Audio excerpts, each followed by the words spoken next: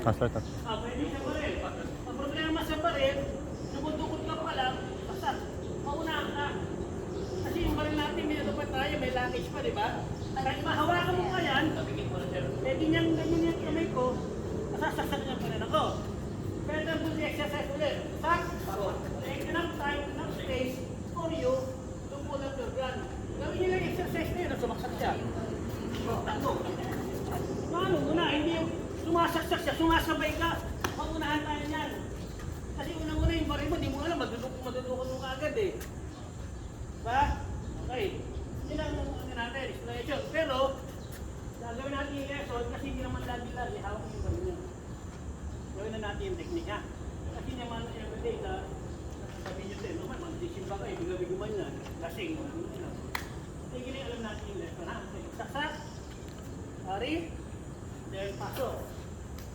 Kailangan kung may nasa lubas, depende sa labas. Inatak niya, atak, sasaksak ka ulit. Para muna sa labas, atakin naman yan, sa kanya na pupunta.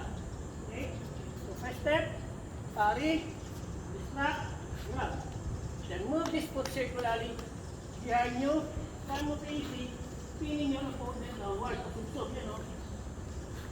Kaya nasa loob ko, para attack. Okay, nakuha? Para mo off-balance yung opponent mo. Pagsaksak, pasok, circular, hindi ko sinabing backward ha. Sabi ko circular, para hatak ko siya, no? Para siya nabalansin niya. So ito na naman yung exercise natin, isa yung 1, 2, 3, 4.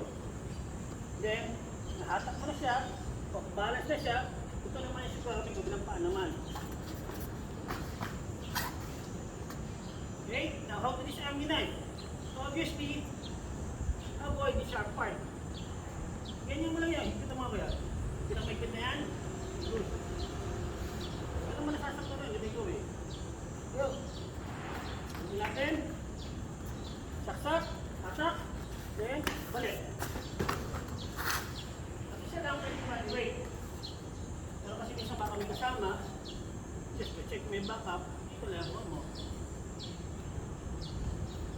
Okay, ulit natin. Slow mo. 1. Step forward, take nyo siya.